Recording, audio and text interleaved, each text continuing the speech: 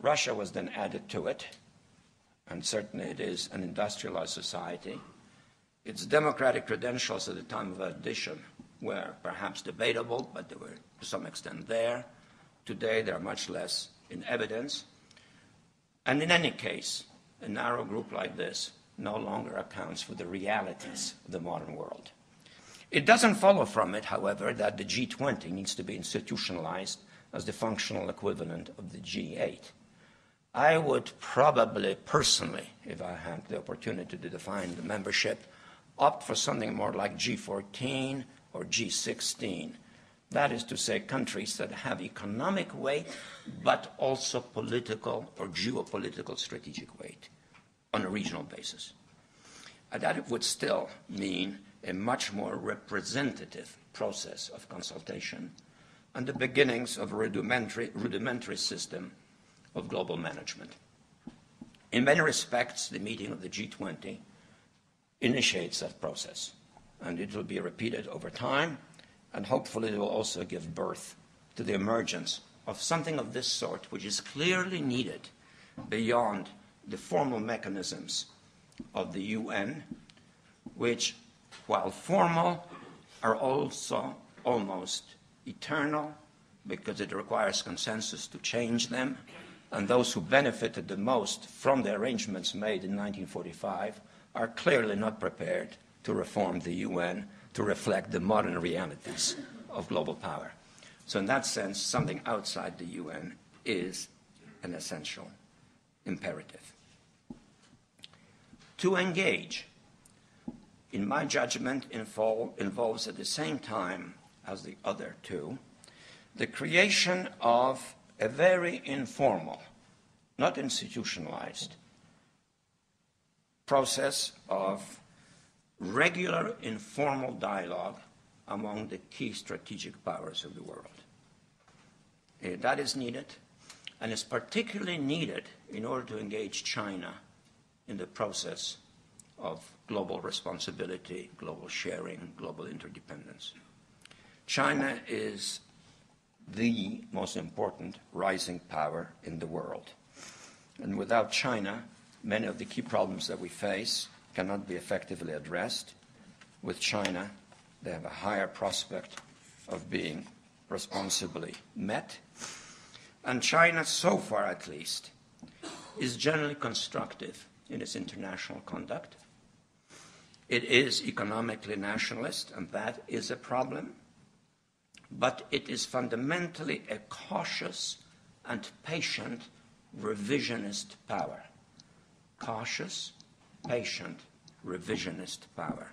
It wants the international system to change, but it is cautious in the way it is pursuing that objective, and it is patient. And one of the hallmarks of the Chinese leadership is foresight and patience. I have dealt with the Chinese leaders now for 30 years. I go often. Whenever I go to China, I meet the top leaders. And I've gotten to know them. And I have to say I have high respect for their sense of direction, but also balance and proportion. I cannot do better than repeat what Deng Xiaoping said at one point about the Chinese approach to international affairs. And I quote, "Observe calmly, secure our position, cope with affairs calmly, hide our capacities, and bide our time. Be good at maintaining a low profile, and never claim leadership."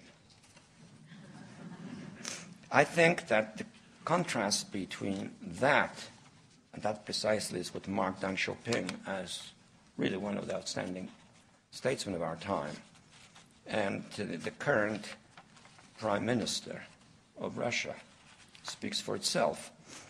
And that brings me to another point, namely that we have to involve Russia in this process too, irrespective of the suggestive contrast that I have just drawn, because Russia should be part of such a dialogue.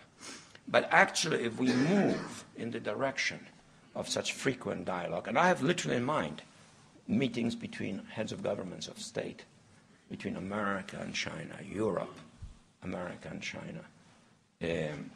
Russia will not want to be left out.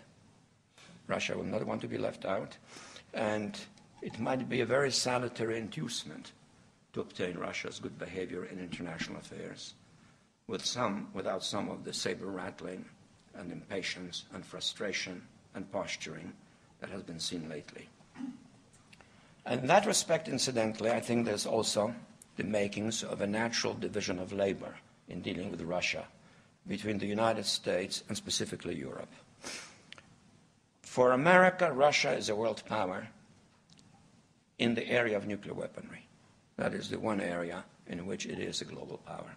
And therefore, it is a special responsibility of the United States to continue constructive dialogue with the Russians about strategic issues and to seek new arrangements, new agreements, replace, start, etc. Disarmament, weapons control, eventually perhaps moving towards a world in which the presence of nuclear weapons is dramatically decreased. But Russia is simultaneously a regional power, not a global power. And that affects Europe the most. And I think Europe has a special responsibility in trying to engage Russia in a fashion that draws Russia into Europe, but without an imperial baggage that unfortunately still too many of the present generation of Russian leaders wish to bring with them. Unlike Great Britain, and in a much more painful way, unlike Germany or Japan, Russia has still not come to terms with its new global status and new global condition. It is a major national state. It is no longer an empire. It lost that empire peacefully, relatively speaking, but it lost it and hasn't accommodated to that reality. Indeed, it hasn't yet been willing to face up to the true meaning historically and morally of its communist experience and specifically of its Stalinist experience.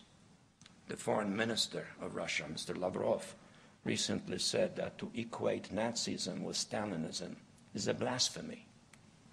But there are millions of people who feel that the two are profoundly similar and equally painful. This process will take time until a new generation of Russians emerges.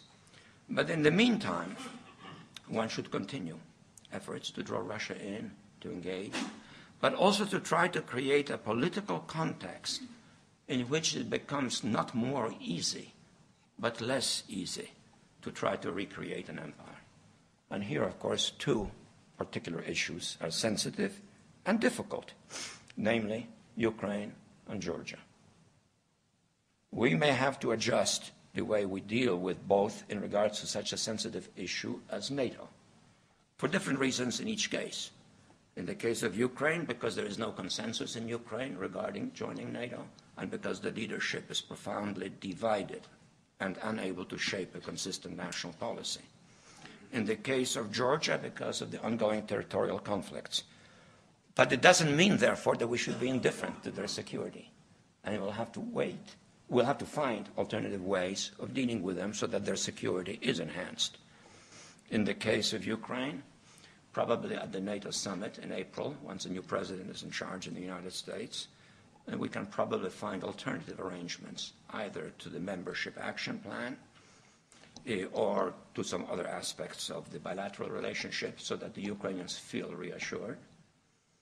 In the case of Georgia, we certainly will have to make some clear decisions regarding the nature of our stake in Georgia, and we cannot lose sight of the fact that if the Georgian government were to be overthrown, and right now it is totally vulnerable to an external use of force, the Baku-Ceyhan line would be cut, and thus our strategic access to Azerbaijan and the Caspian and Turkmenistan, Kazakhstan beyond would be similarly cut.